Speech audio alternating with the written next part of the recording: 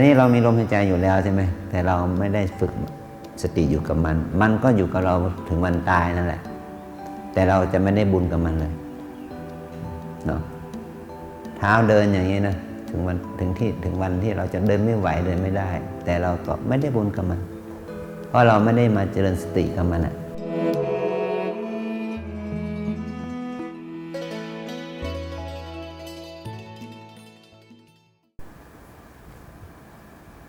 วันนี้พวกเราได้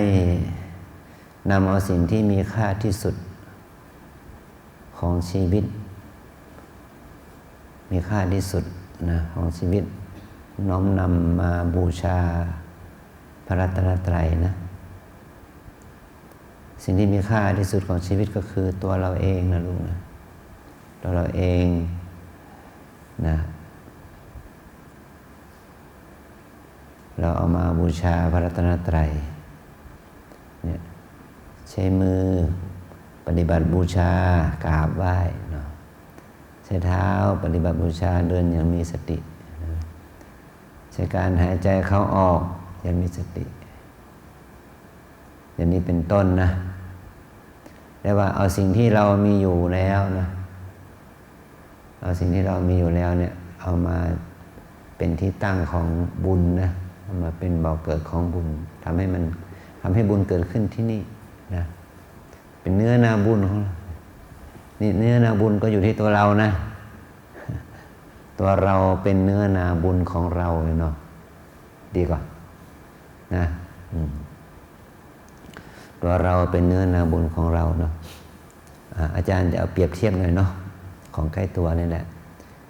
เสื้อผ้าอาภรณ์เครื่องประดับตกแต่งทั้งหมดเนี่ยมันไม่สวยเท่ากับผิวพรรณวรรณะของเราหรอกผิวพรรณวรรณะของเราจะสวยที่สุดแล้วนางงามจักรวาลนางสาวไทยนางสาวอะไรตามแต่ใช่ไหมเขาประกวดที่ไหนที่ว่ามีเครื่องประดับตกแต่งหรือว่าผิวพรรณวรรณะใช่ไหมเขาก็ชนะกันด้วยผิวพรรณวรรณะความสวยความงามที่มีอยู่กับตัวเองใช่ไหมตั้งแต่เส้นผมจนถึงปลายเท้าแหละนี่เปรียบเทียบนะแบบโลกเนาะแบบคนเราเนี่ยของความงามของมีค่ามากที่สุดก็คือตัวเราเองเนาะผิวพรรณวรรณะโครงสร้างร่างกายตั้งแต่เส้นผมยันปลายเล็บแหละนี่มีค่าอันนี้มองในแง่โลกใช่ไหมถ้ามองในแง่ทางธรรมล่ะแบบทางธรรมเนาะทางคำสอนพระพุทธเจ้าพระพุทธองค์ก็คำสอนพระพุทธเจ้าก็ไม่ใช่ว่าตำหนิทางกายนะแต่ตำหนิทางจิตว่าผิวพรรณวรรณะงดงามเนี่ยพระสรีระของพระองค์เนี่ยงดงามที่สุดเลยแล้วก็พระอัครสาวกมหาสาวกสาวิกาทั้งหลายเนาะก็มีเป็นคนเป็นหญิงเป็นชายงามงดร่างงามหมดหลายต่อหลายองค์ที่มีประวัติว่ามีความงดงามนะแต่พระองค์ไม่ได้เอาไปแก้โดยการให้หน้าตาขี้ริ้วขี้เหร่เนาะไปทำลายร่างกายไปทำลายอวัยวะไม่ใช่แต่พระองค์สอนให้เราไปทำลายกิเลสที่เข้าไปยึดติดความสวยงามนั้นความรุ่มหลงในความสวยงามนั้นด้วยกิเลสนะเนี่ยตัวที่เราจะต้องชำระก็คือกิเลสที่มันเข้าไปยึดติดความเข้าไปชอบเข้าไปยินดีพอใจเพลิดเพลินนะสิ่งตัวนี้แหละนะพระองค์ให้เราละเนี่ยอย่างนี้เรามาฝึกเนี่ยนะเรามาฝึกภาวนาเนี่ยก็มาฝึกชำระกิเลสเนาะเพราะว่ากิเลสเนี่ยมันเป็นตัวทำให้เราเกิดตัวทิฏฐิมานะความเห็นแก่ตัวเนาะการกระทำการพูดที่มันเป็นบาปเป็นอกุศลเป็นความชั่วที่เป็นผลกระทบก่อให้เกิดผลร้ายสูญเสียต่อตัวเราเองและคนอื่นฉะนั้นการที่เรามาปฏิบัติธรรมที่นี่ก็คือมาฝึกชำระกิเลสเนาะมาชำระจิตใจเนาะมาชำระจิตแต่เนื่องจากว่าจิตของเราเนี่ยมันก็เรียกว่ามันก็มีอารมณ์หล่อเลี้ยงเนี่ยอารมณ์ที่หล่อเลี้ยงจิตนะ ก็มีสีที่เราเห็นด้วยตาเสียงที่ได้ยินด้วยหูนะกลิ่นที่รู้ด้วยจมูกรสที่รู้ด้วยลิ้นสัมผัสที่รู้ด้วยผิวกายนี่แหละเนาะความทรงจำดีร้ายที่รู้ด้วยใจ สิ่งเหล่านี้เองที่ทำให้บุคคลที่ไม่ได้ฝึกหรือไม่มีสติก็ตกไปตามกระแสของมันซึ่งมีผลเป็นความทุกข์ความเดือดร้อนทีนี้เราก็กลับมาหาสิ่งที่เราควรจะทำก็คือว่าเราจะทำยังไงให้เรามีสติสมาธิมีปัญญามีความเพียรในทางที่ถูกต้องเนาะที่จะสามารถรักษาจิตประคับประคองจิตนะข่มจิตรู้เท่าทันจิตไม่ให้จิตเนี่ยหลั่งไหลไปตามกระแสอารมณ์ที่อาจจะก่อให้เกิดความโกรธลบหลงนั่นแหละนะชอบไม่ชอบยินดียินร้ายเนาะซึ่งตัวนี้แหละที่มันเป็นตัวเหตุของทุกข์เนาะตัวเหตุของทุกข์มันอยู่ที่จิตใจเรานี่แหละนะมันอยู่ที่จิตใจเราที่เข้าไปยึดมั่นถือมั่นหรือลุ่มหลงในอารมณ์ที่เราเรียกว่าธรรมะส่วนกายเนาะเป็นหลักเลยนะแล้วก็มันก็ยังเกี่ยวข้องกับธรรมะส่วนจิตส่วนใจด้วยเนาะค่านิยมที่เกิดขึ้นนะความยึดมั่นถือมั่นที่เกิดขึ้นความทัศนะมุมมองที่มีอยู่ในใจเราที่มีต่อสิ่งอื่นใช่ไหมเราจะมีทัศนะของเราที่มันเป็นลักษณะเป็นเฉพาะตัวเนาะในเรื่องใดเรื่องหนึ่งในสิ่งใดสิ่งหนึ่งที่ไม่เหมือนกันเลยใช่ไหมเนี่ยอันนี้แหละที่ทำให้เราเดือดร้อนนะบางทีเนาะทัศนะมุมมองความคิดอะไรต่างๆที่ทำให้เราเดือดร้อนได้นะไม่ว่าจะเป็นเรื่องเศรษฐกิจสังคมการเมืองสารพัดความเป็นอยู่วิถีชีวิตความคิดทัศนคติมุมมองประเพณีวัฒนธรรมใช่ไหมสิ่งเหล่านี้มันมีทั้งโทษและคุณนะบางทีมันก็มีเป็นคุณทางโลกแต่เป็นโทษทางธรรมเนาะเข้าใจนะเป็นคุณทางโลกนะแต่เป็นโทษทางธรรมนะอย่างเงี้ยถ้าเราจะเอาเพื่อให้จิตใจสะอาดบริสุทธิ์สิ่งเหล่านี้มันจะกลายเป็นสิ่งมีโทษนะเป็นพิษเป็นภัยหรือเป็นขยะไปยังได้นะเป็นพิษเป็นภัยเป็นขยะเป็นภาระเนี่ยฉะนั้นเรามาอยู่ที่วัดเราจึงต้องขัดเกลาไอ้ที่มันหยาบๆไปก่อนเนาะเช่นให้เราถือศีล 8เห็นไหมถือศีล 8เราละเราป้องกันระดับหนึ่งไม่ให้นุ่งห่มฟูฟ้าหรูหราอลังการเนาะเห็นไหมไม่ให้ประดับตกแต่งให้มันฟูฟ้าหรูหราอลังการมันก็ลดความเขาเรียกว่าลดความความยึดมั่นถือมั่นแล้วก็ลดทิฏฐิมานะด้วยนะว่าของเราดีกว่าเขาเห็นไหมวันนี้ก็ของเขาดีกว่าเราเห็นไหมลดทิฏฐิมานะอะไรว่าโชว์กันเนาะโชว์กันแข่งกันอะไรว่าแข่งกันกิเลสมันก็จะลดลงลดกันกินเราไม่ต้องไปสั่งอาหารตามสั่งเนาะเราอาหารตามลงที่หลวงพ่อขอให้หลวงพ่อขอให้อย่างไรก็เสมอภาคกันคุณจะมีเงินซื้อตามที่ฉันจะชอบก็ไม่มีอาหารให้เราซื้อกินนะแต่ถ้าเราจะซื้อพิเศษก็มีได้อยู่ร้านค้านะแต่อาหารหลักคุณต้องกินอาหารหม้อเดียวกันเนาะ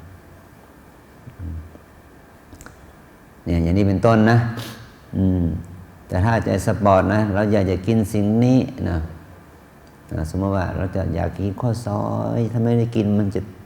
นจะลงแดงตายแล้วเนาะเราก็สั่งร้านข้าวซอยมันเลี้ยงทั้งวัดเลยนะนี่ยกตัวอย่างเนาะเอาเลยนะวัดนี่มี300 หัวนะมาเลยสั่งข้าวซอยมา300 ถ้วยเนาะที่ทุกคนได้กินนะกินคนเดียวไม่ได้นะกินคนเดียวไม่อิ่มเนาะกินคนเดียวไม่อร่อยเนาะนี่ยกตัวอย่างนะเป็นการทดสอบเราทดสอบเราเนาะให้เราลดทิฏฐิมานะ ให้กินเหมือนกันอยู่เหมือนกันเนาะนุ่งห่มเหมือนกันนะอย่างนี้เป็นต้นนะเรียกอะไรว่าลด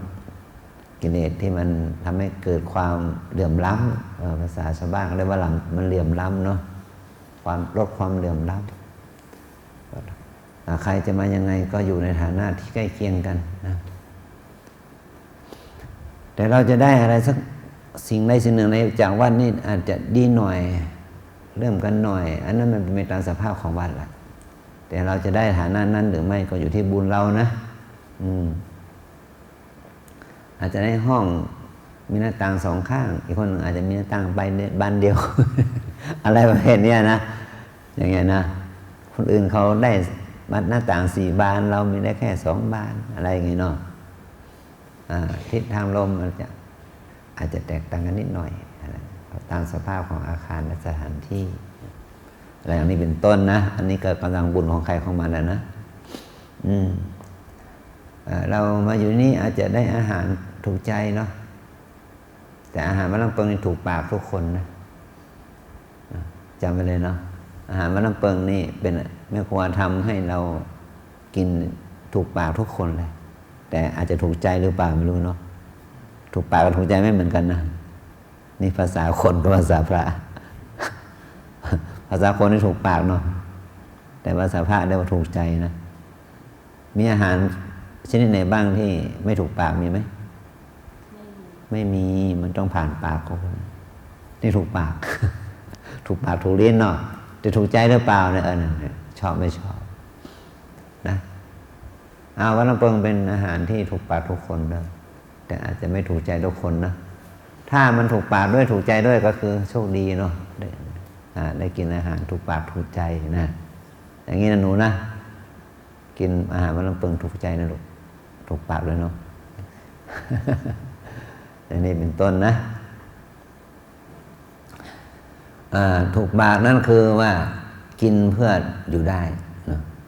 ถูกใจคือกินเพื่อสนองกิเลส เห็นไหมนิดหน่อยแล้วนะถูกปากคือกินเพื่ออยู่ได้นี่เนาะถูกใจกินเพื่อสนองกิเลสถ้าเราอยากจะกินถูกใจก็ต้องเนี่ยมันสนองกิเลสแต่ถ้าถูกปากโอเคนะให้ร่างกายอยู่ได้อย่างนี้เป็นต้นนะตอนนี้การมาปฏิบัติธรรมเนาะว่าปฏิบัติธรรมอย่างพูดเมื่อกี้ว่าเราเอาตัวเราเป็นเนื้อนาบุญของเรานะว่าเราจะได้ธรรมะเอาธรรมะนั้นมาเป็นสมบัติของตนเนาะถ้าเราเปรียบเทียบมันกับว่าแขนของเรามันอ่อนแรงเนาะเราออกกำลังแขนพอเราออกกำลังแขนเรามีกำลังเห็นไหมว่าเราต้องทำเองเราก็จะได้เองเนาะอย่างนี้เป็นต้นนะเรากำลังขามันอ่อนเนาะก็ออกกำลังขาเราก็ได้กำลังขาเราออกกำลังเองเราก็ได้กำลังแก่ตัวเองแม้แต่จิตใจเหมือนกันนะถ้าเราต้องการจิตใจเข้มแข็งเราก็ฝึกจิตใครล่ะก็ฝึกจิตเราเนี่ยพูดแบบภาษาชาวบ้านเนาะเราก็จะได้สภาพจิตที่แข็งแกร่งขึ้นมีกำลังขึ้นอดทนขึ้นเนาะเนี่ยมันอยู่ที่การกระทำของเรานะลูกนะฉะนั้นไม่ว่าเขาเหล่านี้จะเป็นชาวพุทธชาวคริสต์อิสลามฮินดูอะไรตามแต่นั้นเลยแม้แต่คนไม่มีศาสนาแต่เขามีความรู้สึกดีกับตัวเองว่าเขาจะต้องฝึกตัวเองถ้าเขามาฝึกเขาก็จะได้อานิสงส์เหมือนกันหมดเลยทุกคนจะเหมือนกันมันเหมือนกับว่าถ้าออกกำลังแขนเนาะเขาจะได้กล้ามเนื้อเหมือนกันหมดไม่ว่าจะเป็นฝรั่งมังค่าไทยจีนเห็นไหมเหมือนกันหมดนี่เหมือนกับเราหายใจนะแต่คนมาจากต่างชาติมาว่าเราเนี่ยมากกว่า10 ชาติเนาะคนไทยก็มาจากต่างอำเภอต่างจังหวัดเนาะมาจุดที่นี่จุดเดียวกันมาอยู่ที่นี่เนาะมาอยู่ที่วัดเนี่ยเนาะเราก็เอาอากาศที่วัดนี่หายใจเนาะเราไม่ได้เอาอากาศจากบ้านเรามาหายใจเนาะใช่ไหมเราใช้เวลาของชีวิตเราใช้เวลาของชีวิต ที่เป็นปัจจุบันเหมือนกัน เราไม่สามารถแชร์เวลาของชีวิตอดีตโอ้เนี่ยเมื่อ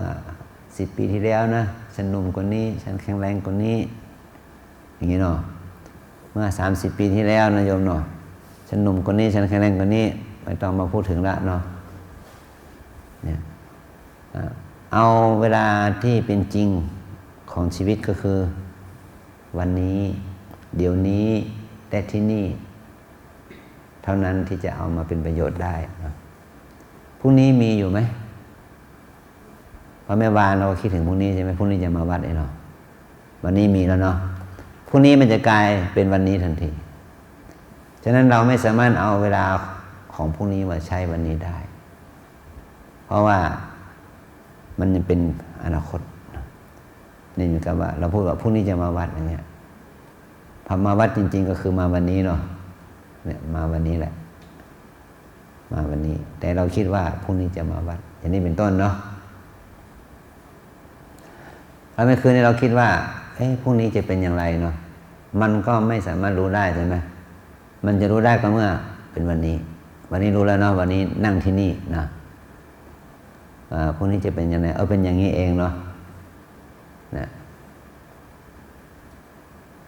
เนี่ยอันนี้เป็นต้นเนาะพรุ่งนี้จะเป็นอย่างไรนี่เรารู้ละเข้ามาวัดเป็นอย่างนี้อย่างนั้นอย่างนั้นอย่างนั้นตามลำดับจนถึงเดี๋ยวนี้เป็นอย่างนี้ฉะนั้นเวลาจะทานข้าวต่อไปเนาะเราก็ไม่รู้ใช่ไหมว่ามันจะกินอะไรเห็นไหมเพราะอนาคตมันไม่รู้นะแต่ประเมินได้มันกับความเชื่อสมมติเรามีความเชื่อเรื่องโลกหน้าเนี่ยเราเอาโลกหน้ามาให้ดูได้ไหมมันก็ไม่ได้อีกแต่มันเหมือนกับว่าเราเชื่อว่าพรุ่งนี้มีแต่เราก็เอาพรุ่งนี้มาดูได้ไหมก็ไม่ได้มันอยู่ที่ความเชื่อและความเชื่อนี้มีพื้นฐานของปัญญาของเหตุผลนะแต่ว่าเอามาโชว์ไม่ได้นะถ้าเรื่องนรกสวรรค์เรื่องมรรคผลนิพพานเนี่ยก็พูดได้บอกได้แต่ว่ามันเอามาให้เห็นไม่ได้ถ้าเราไม่ถึงจุดนั้นมันเหมือนกับว่ากล้าไม้เนาะกล้าข้าวอะไรนะเอากล้าข้าวมา1 กล้ามันไม่เห็นรวงข้าวหรอกแต่ถ้ามันโตขึ้นมาไหม3 เดือน 4 เดือนผ่านไปใช่ไหมจะปลูกมันแม่เกี่ยววันพ่อเนาะสิงหากันยาตุลาพฤศจิกาธันวา5 เดือนประมาณนี้เนาะ4 เดือนมันก็จะมีเม็ดข้าวรวงข้าวแต่วันนี้มันมีแค่อะไรกล้าเราไม่สามารถจะดึงเอาเม็ดข้าวจากกล้าข้าวนั้นมาให้เห็นได้แต่พันธุกรรมของมันพอมันโตถึงจุดหนึ่งมันจะต้องมีรวงและมีเม็ดและตอนนี้แล้วพวกเรามีไหมบุญมีไหมวิปัสสนามีไหมมรรคผลนิพพานอาจารย์ก็ไม่สามารถจะดึงออกมาให้โยมเห็นได้นะนอกจากโยมจะต้องสร้างเหตุให้พร้อมขึ้นมาด้วยตัวเองและโยมจะเห็นเองว่าบุญเป็นอย่างนี้นะบาปเป็นอย่างนี้ไม่ต้องพูดถึงที่บาปมันทั่วไปอยู่แล้วเต็มไปหมดอยู่แล้วเนาะลุงนั่งนั่นแหละแต่ว่าบุญนี่แหละเนาะที่จะต้องมาฝึกกันเลยเนาะเนี่ยไอ้บาปมันต้องมาฝึกกันอยู่ที่บ้านก็เยอะแยะใช่ไหมเนี่ยเราจะดึงว่าให้เอาบุญเป็นอย่างนี้นะวิปัสสนาเป็นอย่างนี้นะมรรคผลนิพพานจะเป็นอย่างนี้นะนี่นะมันจะต้องสร้างเหตุก่อนถ้าสร้างเหตุให้สมผลแล้วคุณก็จะรู้เองว่ามันตัวนี้เองเอาแต่คิดเอาแต่ฟุ้งเอาแต่สงสัยไม่รู้ไม่เห็นแต่ถ้าจะต้องการทดสอบผลก็ต้องสร้างเหตุและก็ต้องสร้างเหตุให้สมผลด้วยนะไม่ใช่สร้างเหตุแบบสร้างภาพเนาะไม่ใช่นะเราต้องสร้างเหตุให้สมผลด้วยถ้าเราสร้างเหตุไม่สมผลมันก็ไม่เกิดผลตามเหตุนะเหมือนกันถ้าเราปฏิบัติอย่างนั้นปฏิบัติน้อยไปเนาะวัดด้วยวันในแง่ของวันเวลาเนาะปฏิบัติน้อยไปในแง่ของชั่วโมง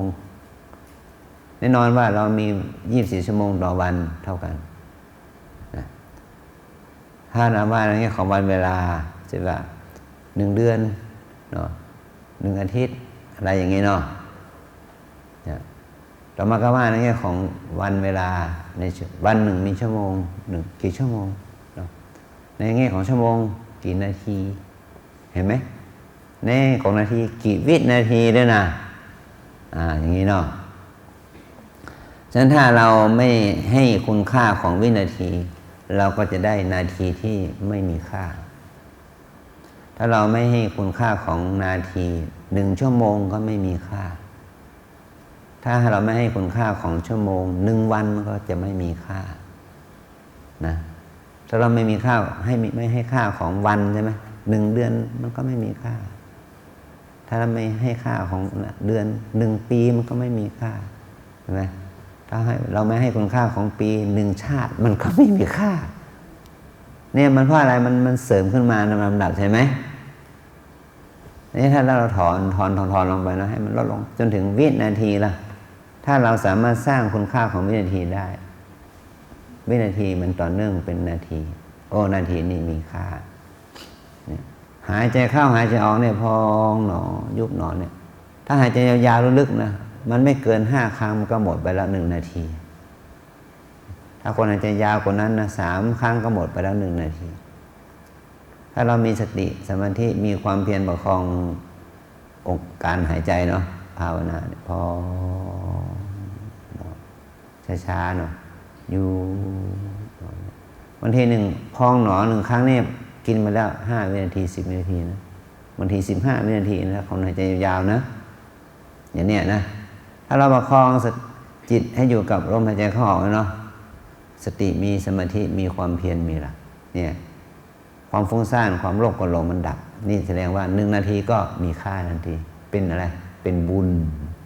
1 บุญได้ละนะได้1 บุญแล้วนะเนี่ยอย่างนี้เป็นต้นนะถ้าเราเป็นทองคำนะทองคำ1 บาทน้ำหนักประมาณ16 กรัมใช่ไหม10 กรัมหนึ่งมี100 มิลลิกรัมเนาะก็มี1,600 มิลลิกรัมเป็น1 บาทฉะนั้นเศษคำเศษทอง1 มิลลิกรัม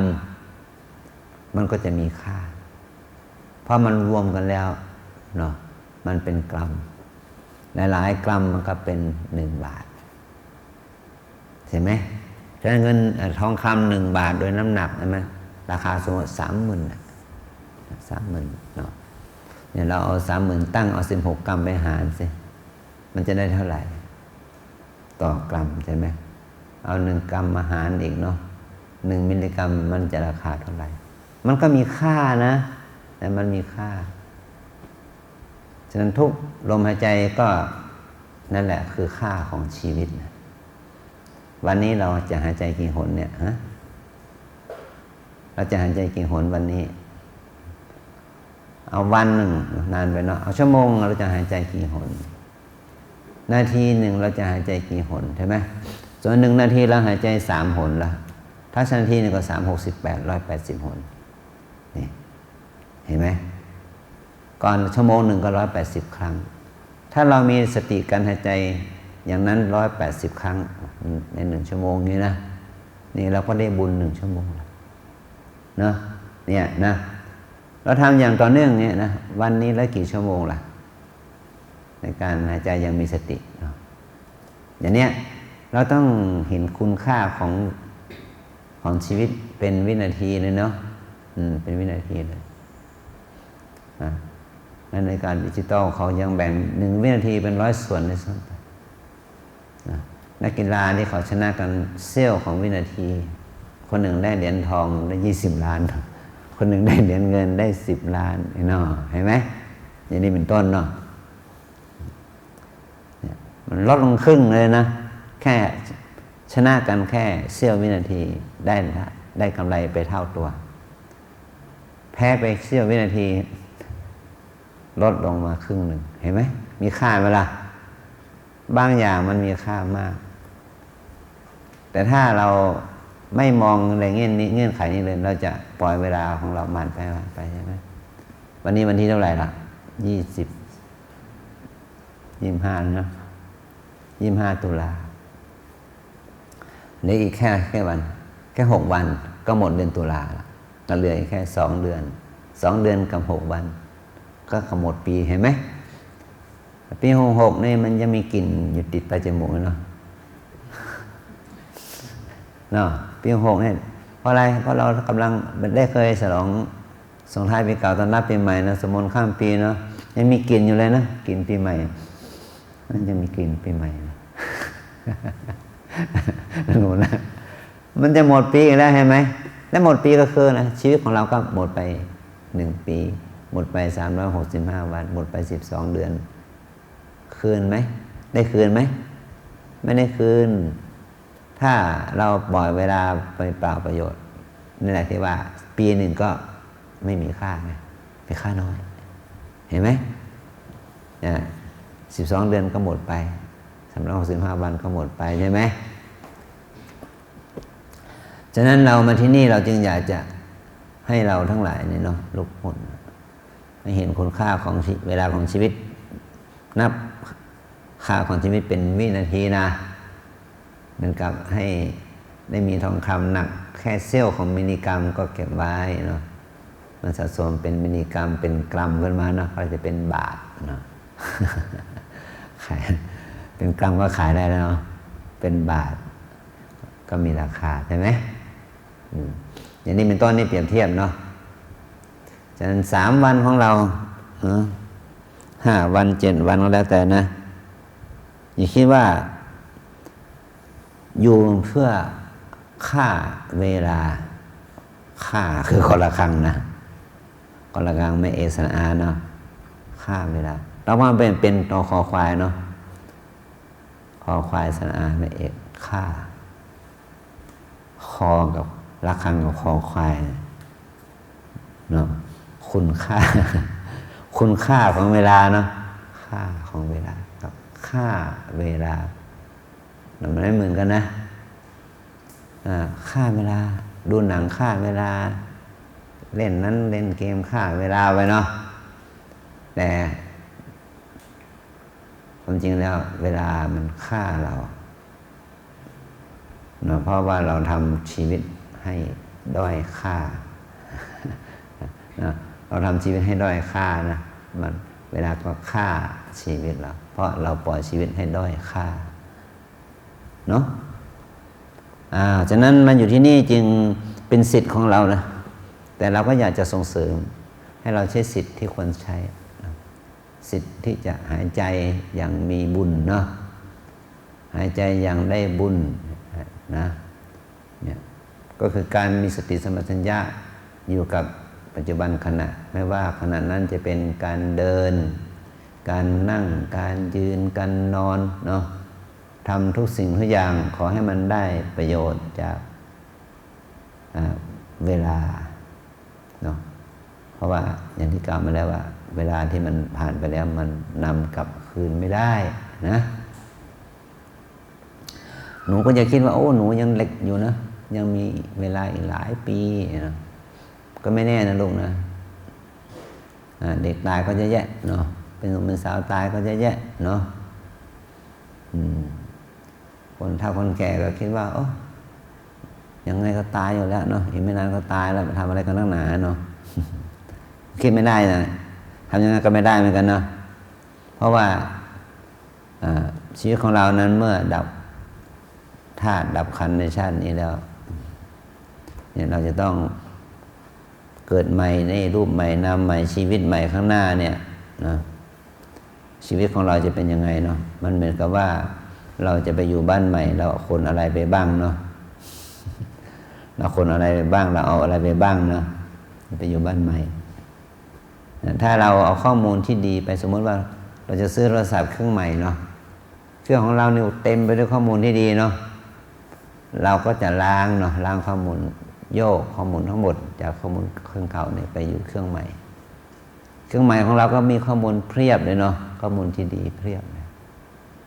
ถ้าเราทิ้งธาตุขันธ์นี้เนาะไว้ในชาตินี้มันก็จบที่ประชานั่นแหละเนาะเผาฝังเนาะ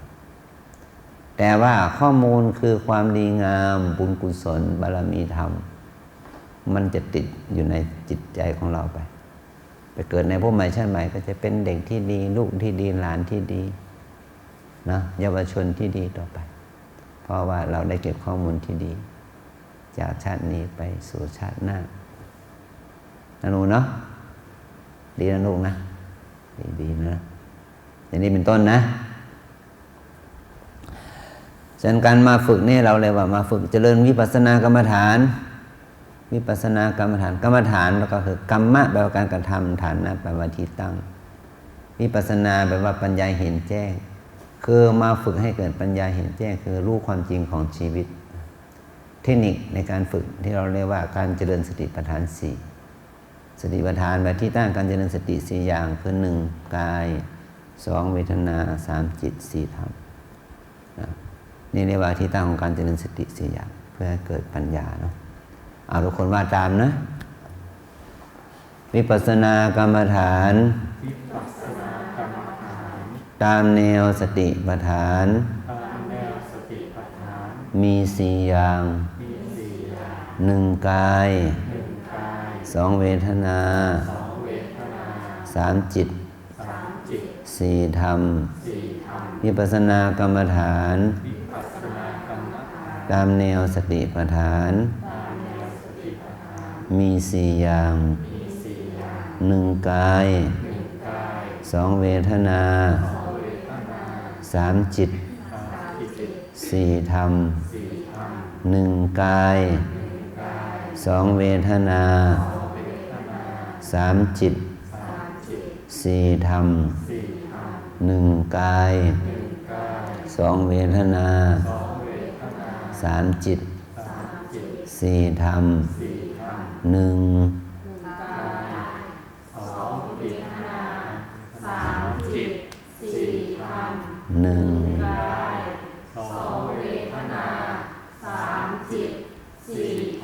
สี่ตัวนะกายเวทนาจิตธรรมวิธีการปฏิบัติการเจริญสติปัฏฐานนี้เราจะใช้ภาษาไทยเป็นตัวกำหนดเนาะเราไม่ใช่ภาษาบาลีเป็นตัวกำหนดเช่นพุทโธอะไรไม่ต้องเอาภาษาไทยที่เราคุ้นเคยเนี่ยพลิกหนอเห็นไหมเนาะขึ้นหนอถูกหนอเนี่ยเป็นภาษาง่ายๆที่เราใช้กันอยู่ทั่วไปเนาะเป็นภาษาสามัญขวาย่างหนอซ้ายย่างหนอเป็นภาษาสามัญนะหายใจเข้าท้องพองขึ้นหายใจออกเป็นยุบหนอพองหนอยุบหนอนี่เรียกเป็นภาษาสามัญนะเราใช้ภาษาเพียงแค่เป็นองค์ประกอบนะเพื่อเราจะได้ภาวนาใช้ภาษาที่มันเหมือนกันมาตรฐานเดียวกันนะแต่พอคนจีนเขาก็ใช้ภาษาจีนของเขาถ้าเราบังคับให้คนจีนมาปฏิบัติใช้กำหนดว่าพลิกหนอมันจะปวดหัวนะเราจะฉันจะใช้ภาษาบาลีให้โยมกำหนดเนี่ย3 วันเนี่ยจำไม่หมดหรอกจำไม่ได้เนาะมันว่าอะไรนี่เนาะเลยใช้ภาษาที่เราเรียนรู้กันอยู่แล้วเด็กๆก็ยังพอรู้นะลูกเนาะเนี่ยอย่างนี้นะเอาภาษาที่เรามีอยู่แล้วใช้ภาวนาแต่เราไม่ได้เอาตัวภาษาเป็นหลักเราเอาสติสัมปชัญญะเป็นหลักว่าขณะที่เรากำหนดพลิกมาภาวนาแบบพลิกหนอพลิกหนอพลิกหนอต้องดูอาการของมือที่เคลื่อนไหวเนาะแล้วมีสติไหมตั้งจดจ่อไหมใส่ใจไหมในการกราบไม่ใช่กราบแบบทรงเดชเนาะกราบให้มันดีหน่อยเป็นกับการไหว้ใช่ไหมนี่เราต้องมาฝึกอัญชลีวันทาไปไหว้ใช่ไหมก็ฝึกให้มันดีหน่อยไม่ใช่กราบแบบทรงเดชเนาะแล้วก็กราบให้มันมีสติสัมปชัญญะหน่อยกราบให้มันดีหน่อยอย่างนี้เป็นต้นนะนี่เดินขวาย่างซ้ายย่างนี่ทุกคนก็เดินเป็นอยู่แล้วเนาะแต่เดินไม่มีสติเหมือนกับเช้านี่เราตื่นขึ้นมาลุกจากเตียงเนี่ยเราเอาเท้าซ้ายหรือเท้าขวาไปห้องน้ำรู้ไหมโยมรู้ไหมเอาแน่ใจนะที่มันแน่ใจมันไม่ใช่อัตโนมัตินะรู้ไหมไม่แน่ใจ แน่ใจไหมว่าขวาหรือซ้ายเห็นไหมนี่ฝึกลองไปฝึกไม่ใช่เอาแค่เดานะอย่างไรมันก็ถูก50ผิด50นั่นแหละเพราะมีแค่2เท้าเนี่ยมันแบ่งแค่ครึ่งหนึ่งอ่ะถ้ายอมเดาว่าขวามันก็ถูก50ผิด50นั่นแหละนะไหมแต่ถามว่าแน่ใจไหมนั่นแหละนะเราเดินเราลุกขึ้นมายืนปั๊บใช่ไหมเรารู้สึกว่าฉันเอาเท้าขวาเดินเนี่ยยากนะเนี่ยอย่างนี้เป็นต้นนะก็ลองฝึกดูคืนนี้เนาะตื่นขึ้นมานะลุกขึ้นจากที่นั่งที่นอนเนาะเอาเท้าขวาไปเอาเท้าซ้ายไปให้รู้นะยืนหนอก่อนเลยเนาะขยับหนอขวาซ้ายอย่างนี้เป็นต้นนะนี่เป็นการฝึกแล้วนะฝึกให้เรามีสติจริงๆเรียกว่ารู้ก่อนให้ใจรู้ก่อนกายเป็นยังไงนะบางทีเราก็ฝึกตัวเองเป็นอัตโนมัตินะเช่นเหมือนกับว่าเราขึ้นรถเนาะเปิดประตูรถไปเสียบกุญแจเนาะหรือว่าใช้วิธีกดปุ่มอัตโนมัติก็แล้วแต่นะไหมถ้าคนที่เขาขับรถเป็นใช่ไหมเนี่ยก่อนสตาร์ทมันต้องเท้าต้องไปแตะอะไรก่อนล่ะมันต้องแตะเบรกก่อนนะพอแตะเบรกปั๊บแล้วเสียบกุญแจหรือว่าสตาร์ทเนาะหรือกดปุ่มแล้วก็คืนเนี่ยมันจะต้องรู้อะไรก่อนทำให้มันเป็นอัตโนมัติแบบนั้นแหละเนาะถ้าทำแล้วถ้าไม่ทำอย่างนี้อันตรายไหมนี่อันตรายอย่างนี้เป็นต้นนะพอเข้าใจเนาะลุกหนออยากลุกหนออยากนั่งหนอกลับหนออยากกลับหนออะไรเป็นต้นนะให้มีสติรู้ในสิ่งที่เราจะทำอะไรเนี่ยนี่แหละเป็นการฝึกให้เรามีสติสัมปชัญญะนะเป็นการฝึกให้เรามีสติสัมปชัญญะค่อยๆฝึกไป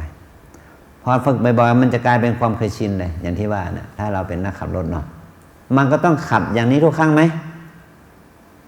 ตอนนี้ให้ใครมาสอนอีกไหมไม่ต้องละเพราะเราเป็นแล้วอย่างนี้เป็นต้นนะเนี่ยต้องฝึกจนกลายเป็นนิสัยไงเนาะอย่างนี้เหมือนกับว่าขออภัยนะโดยทั่วไปใช่ไหมก่อนที่เราจะนุ่งเสื้อนุ่งผ้ามันก็ต้องสวมกกน.ก่อนอันเดอร์แวร์ใช่ไหมใครไม่สวมบ้างล่ะก็ไม่สวมก็ได้นะมันไม่ตายหรอกใช่ไหมแต่ธรรมชาติเราก็ต้อง1 2 3 4อย่างนี้เป็นต้นนะใช่ไหมเราลองฝึกให้มันเคยชินในสิ่งที่เราที่จะเป็นประโยชน์ต่อเราด้วยธรรมชาติก่อนเนาะจะลุกจะนั่งจะก้มจะเงยอย่างนี้เป็นต้นนะก็ฝึกไปเนาะฝึกไปอย่างนี้มันจะกลายเป็นนิสัยเนาะเราจะเก็บโทรศัพท์ไว้ที่ไหนเก็บแว่นตาไว้ที่ไหนใช่ไหมเนี่ยเก็บปากกาดินสอไว้ที่ไหนที่มันจำเป็นเก็บกระเป๋าไว้ที่ไหนใช่ไหมบัตรเครดิตบัตรประจำตัวประชาชนอยู่ที่ไหนสิ่งเหล่านี้มันเป็นสิ่งที่มันจะต้องอยู่กับชีวิตของเราใช่ไหมพอเวลาจำเป็นวิ่งหาให้วุ่นอย่างเงี้ยนะอย่างเงี้ยอะไรมันขาดอะไรขาดสติขาดความเป็นขาดทักษะความเป็นชีวิตที่เคยชินต้องฝึกตอนนี้เรามีลมหายใจอยู่แล้วใช่ไหมแต่เราไม่ได้ฝึกสติอยู่กับมันก็อยู่กับเราถึงวันตายนั่นแหละแต่เราจะไม่ได้บุญกับมันเลยเนาะเท้าเดินอย่างนี้นะถึงวันที่เราจะเดินไม่ไหวเดินไม่ได้แต่เราก็ไม่ได้บุญกับมันเพราะเราไม่ได้มาเจริญสติกับมันอย่างนี้เป็นต้นนะนี่เรามาฝึกให้เรามีบุญกับมันในสิ่งที่มันมีอยู่แล้วเนาะอาการของกายเราเนี่ยนะต่อไปนั่งนานๆเขาเป็นไงปวดไหมขยับอะไรโหนนั่นนี่นะนี่แหละก็เวทนาก็มีสติกำหนดอีกนะปวดหนอชาหนอทุกหนอสุขหนอว่าไปเนาะเมื่อยหนอดีใจหนอเสียใจหนอพวกนี้นะนี่เขาเรียกว่าเวทนากำหนดรู้เพราะว่าถ้าเวทนาเป็นสุขเนี่ยเราจะชอบเรียกว่าเป็นตัวโลภะเวทนาที่เป็นทุกข์เราจะไม่ชอบเวทนาที่เป็นโทสะมันจะก่อให้เกิดโทสะนะสุขมันจะ ชอบทุกข์มันไม่ชอบเนาะแล้วไม่สุขไม่ทุกข์มันจะเฉยๆแบบมีโมหะเฉยแบบไม่มีสติเนี่ยสุขให้มีสติเพื่อไม่ให้เกิดโลภะ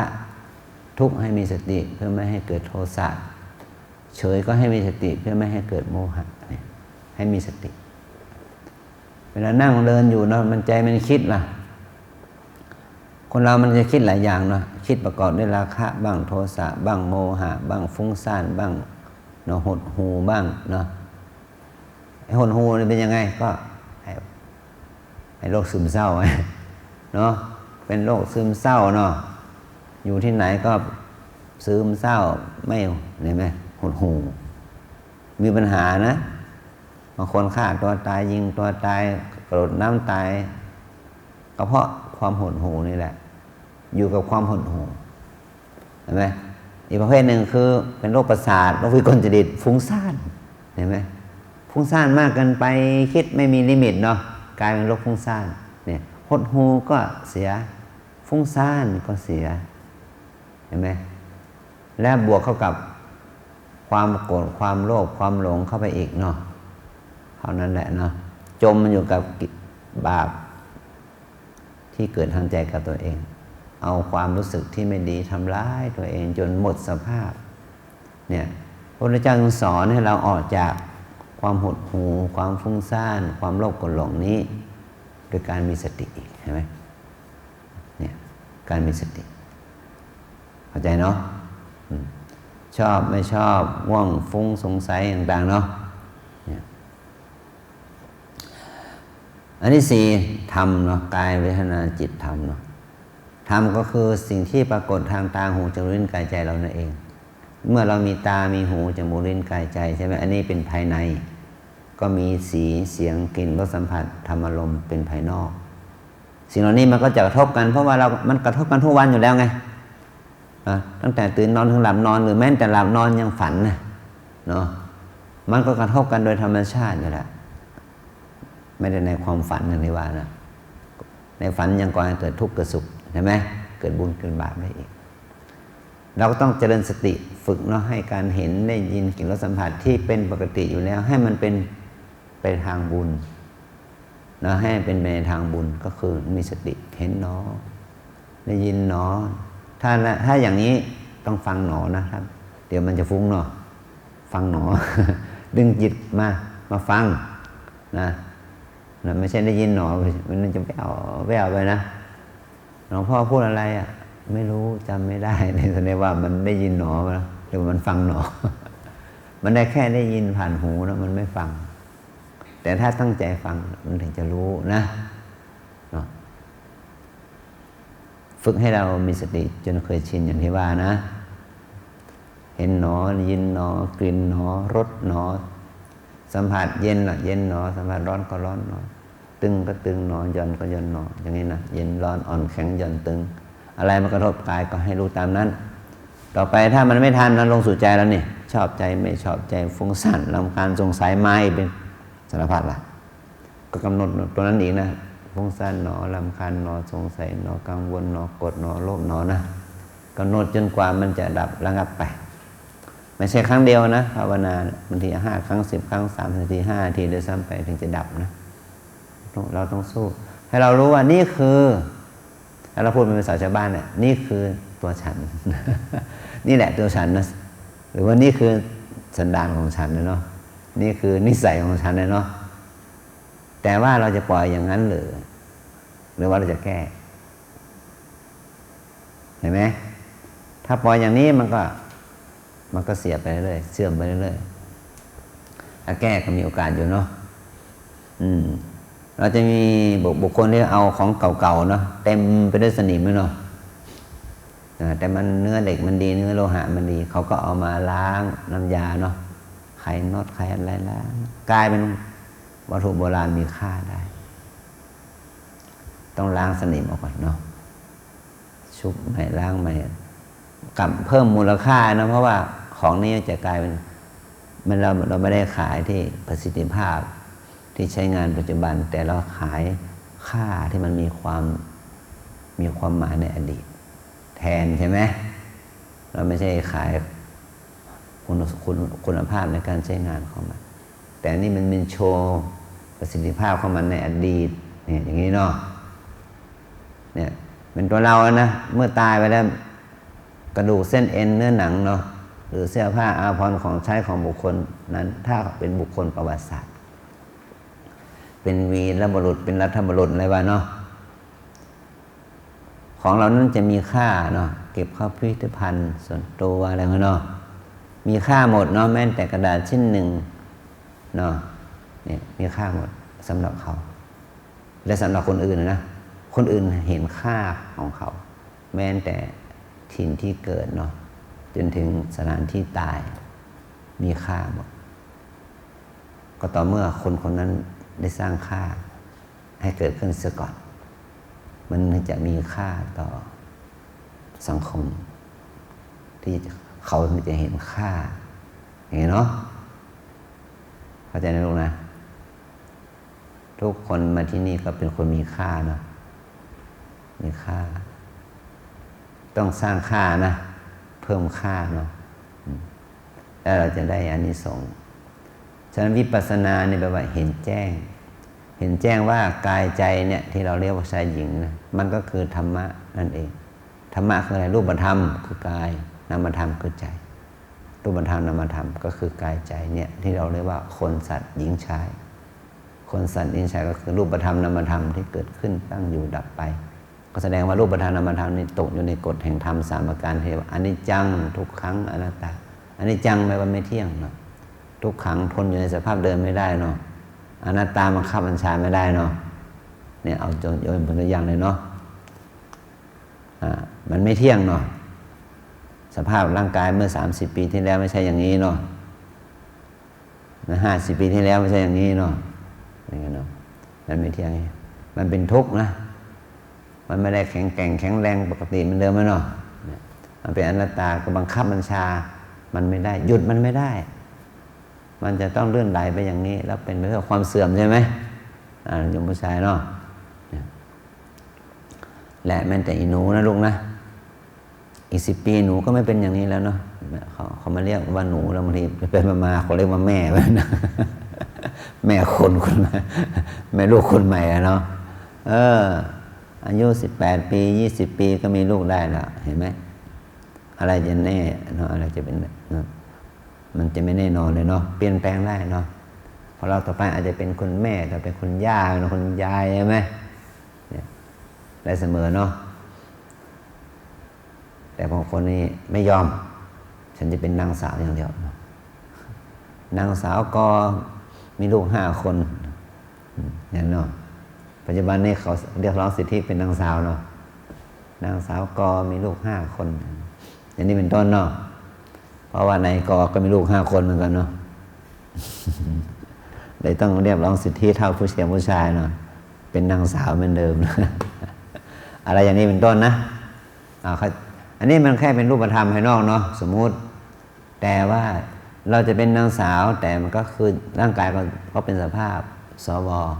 เป็นคุณย่าคุณยายนะเราจะเป็นนายพลนายพันนายหมื่นนายแสนอะไรตามแต่เนาะมันก็อยู่ในสภาพที่แก่ชรานั่นเองเนาะ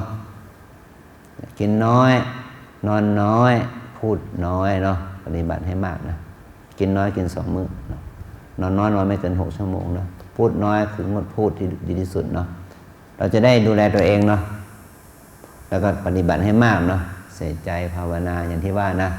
ให้เห็นคุณค่าของชีวิตเป็นวินาทีนะถ้าเราสามารถเก็บคุณค่าเหล่านี้เนาะให้มันตั้งอยู่ให้มันเป็นอารมณ์ให้เกิดกุศลเราจะได้กำไรชีวิตนะลูกนะทุกคนนะ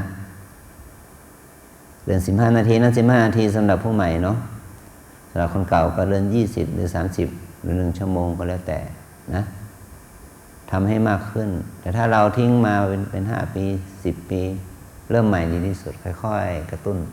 จาก15 นาที20 นาที25 30 นาทีค่อยๆเพิ่มไปเรื่อยๆแต่ชั่วโมงไม่จำกัดนะ6 ชั่วโมง8 ชั่วโมง10 ชั่วโมงทำไปเลยแต่ทำทีละน้อยเหมือนกับเราตักข้าวใส่ปากทีละคำทีละช้อนมันก็อิ่มเต็มท้องได้เนาะ ทำไปเรื่อยอาศัยความเพียรความต่อเนื่องนะแค่นี้นะ